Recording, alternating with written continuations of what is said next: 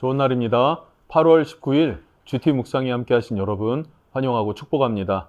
오늘은 아모스 5장 1절에서 8절 말씀으로 여호와를 찾으라 라는 제목으로 하나님 말씀 나누겠습니다. 본문 말씀 함께 읽어봅니다. 제5장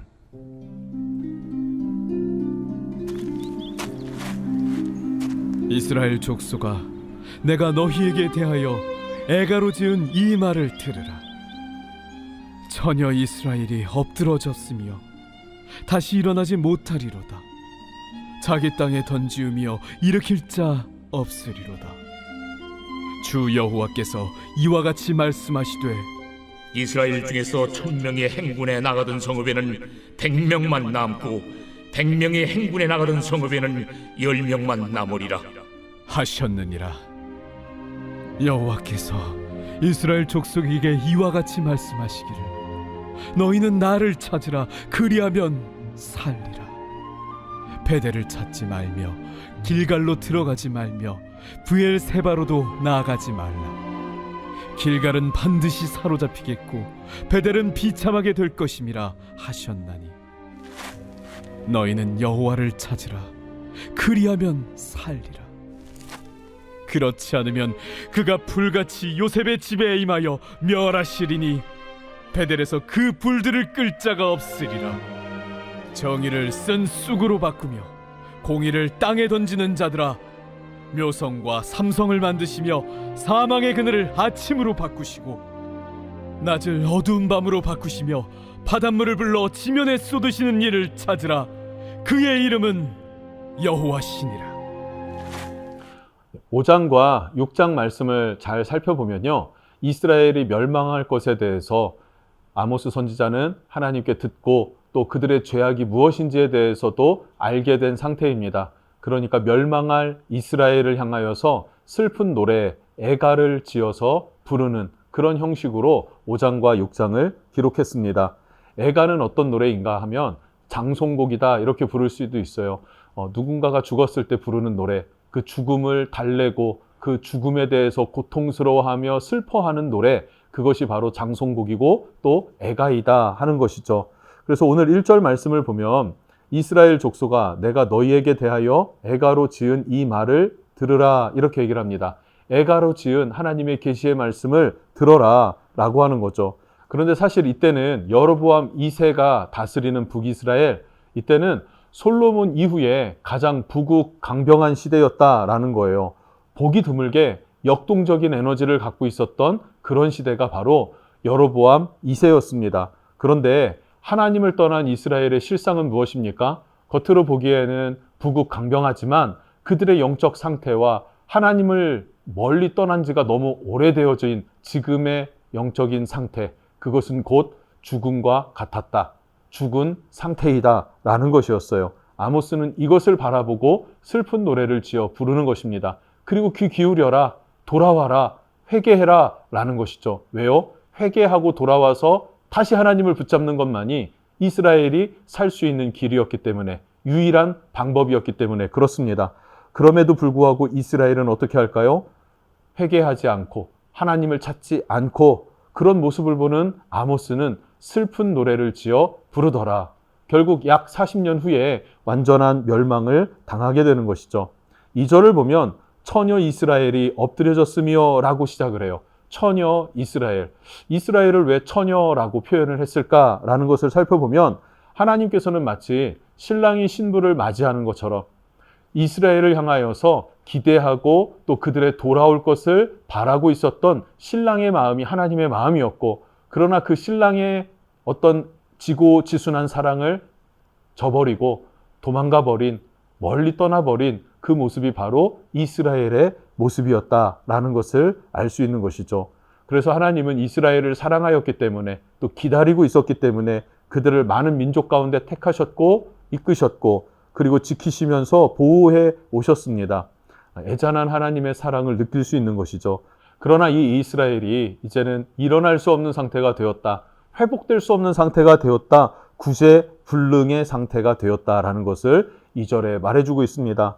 그리고 3절에서는 하나님께서 이스라엘과 함께 하셨을 때의 모습을 회상하며 지금의 모습을 비교합니다.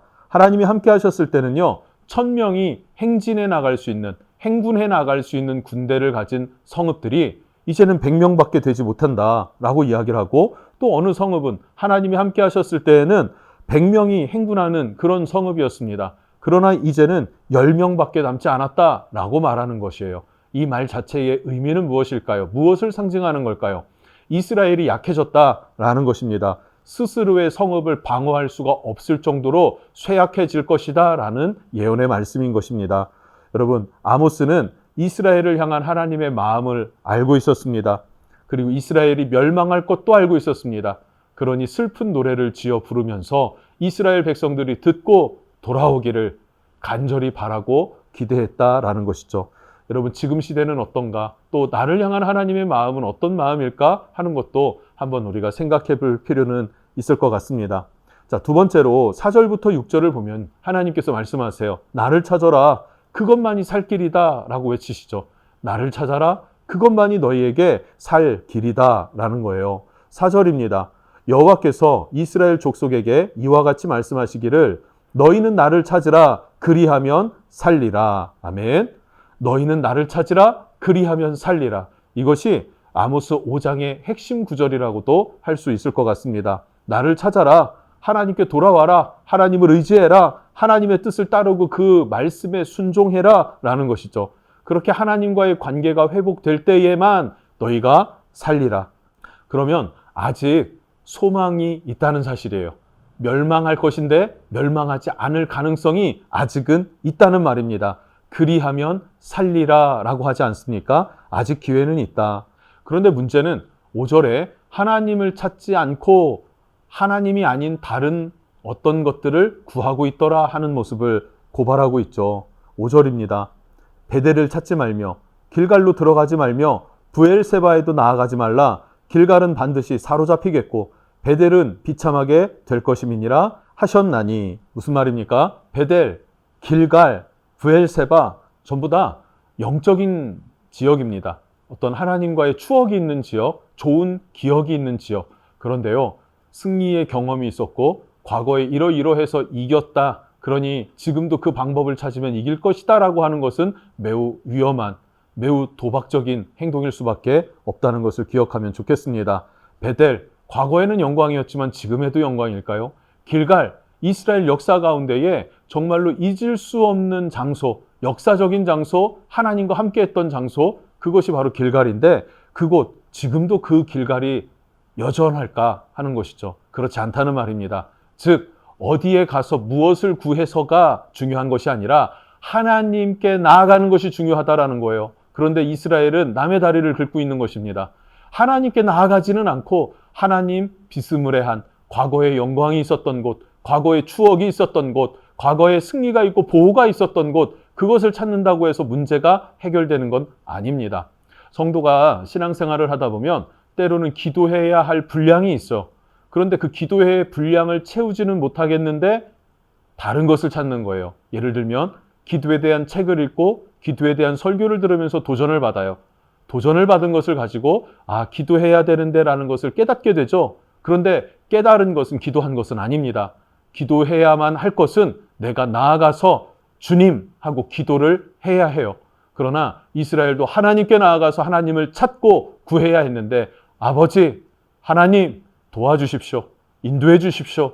주님 의지하기를 원하고 그 말씀대로 행하기를 원합니다. 라는 자기의 속 사정을 직접적으로 아뢰어야 되는데 그러지 못하고 그와 비슷한 길로 추억이 있던 장소, 은혜가 있던 장소로 나아가더라. 그러나 그것은 답이 되지 못하고 결국에는 비참하게 붙잡히고 그리고 사로잡혀 갈 것이다 라고 이야기를 합니다. 이어서 6절까지 보겠습니다. 너희는 여호와를 찾으라. 그리하면 살리라. 반복되는 구절이죠. 여호와를 찾으라. 그리하면 살리라. 베델, 길갈, 브엘세바 이런 데 찾지 말고 여호와를 찾아라 이거예요. 여호와를 찾아라. 정말로 본질, 그것은 여호와 하나님이시다 라는 것, 그것을 찾아라. 그러나 그렇게 찾지 않더라.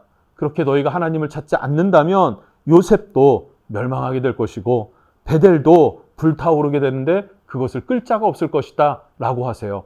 요셉은 무엇입니까? 요셉으로 인해서 야곱의 아들들이 다 살 수 있지 않았습니까? 구원을 얻는 통로가 된 것이 요셉이었습니다. 그 요셉의 가문이라 할지라도 하나님을 떠나서 하나님을 붙잡지 않는다면 멸망하게 될 것이다. 베델이 어떤 곳이었습니까? 벳엘, 하나님의 집이라는 곳이에요. 야곱에게 구원의 은혜를 베풀어 주셨고 지켜주시겠다고 약속하셨던 그 약속의 장소가 베델입니다. 아무리 하나님의 집이고 약속의 땅이라 할지라도 그들이 하나님을 버리고 하나님께 돌아오지 않는다면 불타게 될 것이고 그 불은 끌 자는 없다라고 단호하게 말씀하십니다. 장소나 방법이나 하나님 비스무리한 어떤 것들 그런 것 찾지 말고 그런 것 의지하지 말고 오직 하나님을 향한 마음 중심을 회복하라. 하나님을 의지하라 라고 외치고 있습니다. 여러분에게는 하나님을 의지하는 마음, 하나님만이 나의 주인이시다라는 마음이 있으십니까? 이 마음을 꼭 점검해 볼 수 있기를 바랍니다. 자, 마지막 7절과 8절에서는 여호와를 찾으라 하면서 한 번 더 하나님께 돌아올 것을 호소하고 있습니다. 자, 7절을 보면 정의를 쓴 쑥으로 바꾸며 공의를 땅에 던지는 자들아. 이스라엘이 어떤 사람이라고요? 정의가 바로 서야 하는 그 이스라엘이 쓴 쑥과 같이, 입에 쓴 풀과 같이 그렇게 그냥 내던져버렸다라는 말이고, 공의를 땅에 던져버렸다, 바닥에 떨어져 버렸다는 거예요. 하나님의 공의가 바닥에 떨어졌다라는 말입니다. 그러니 심판을 받지 않을 수가 있겠냐 하는 말이 될 수 있죠. 그래서 8절, 묘성과 삼성을 만들며 사망의 그늘을 아침으로 바꾸시고 낯을 어두운 밤으로 바꾸시며 바닷물을 불러 지면에 쏟으시는 이를 찾으라. 그의 이름은 여호와시니라. 창조주 하나님, 하늘의 해와 달과 별들을 만드시고 아침과 저녁, 밤과 낯을 주관하시는 분, 그분을 찾으라. 그분은 여호와시다. 할렐루야. 우리가 찾아야 될 분, 그분은 예수 그리스도입니다. 그분은 아침 해와 같이 떠오르는 샛별이 되어주셨고, 그리고 우리를 향하여서 구원을 베푸시는 유일한 길이 되어주셨습니다. 예수님께서 말씀하시기를 내가 길이다, 내가 진리다, 내가 생명이다, 나로 말미암지 않고는 아버지께로 갈 자가 없다 하시지 않았습니까? 우리가 주님만을 찾아서 나아가고 주님을 의지하고 순종할 때 우리의 삶에는 승리가 있을 것이고 회복이 있게 될 것입니다. 주님 안에서 회복되어 쓰임받는 여러분 되시길 주님의 이름으로 축복합니다. 기도합니다. 하나님, 우리가 이 땅을 살아갈 때에 오직 예수 그리스도 한 분만 붙잡을 수 있게 해주십시오. 진리 되신 주님을 붙잡고 의지하며 그 말씀의 뜻을 따라 순종하는 삶을 살아가기를 원합니다. 이스라엘과 같이 베델로, 길갈로, 브엘세바로 주님이 아니라 주님 비스무레한 주님과 추억이 있는 곳, 주님의 약속이 있는 곳, 그 장소가 중요하지 않습니다. 하나님, 온전한 본질이 무엇인지를 알고 그 주님께로 나아갈 줄 아는 지혜로움과 영적인 힘을 우리에게 허락해 주십시오. 예수님의 이름으로 기도합니다. 아멘.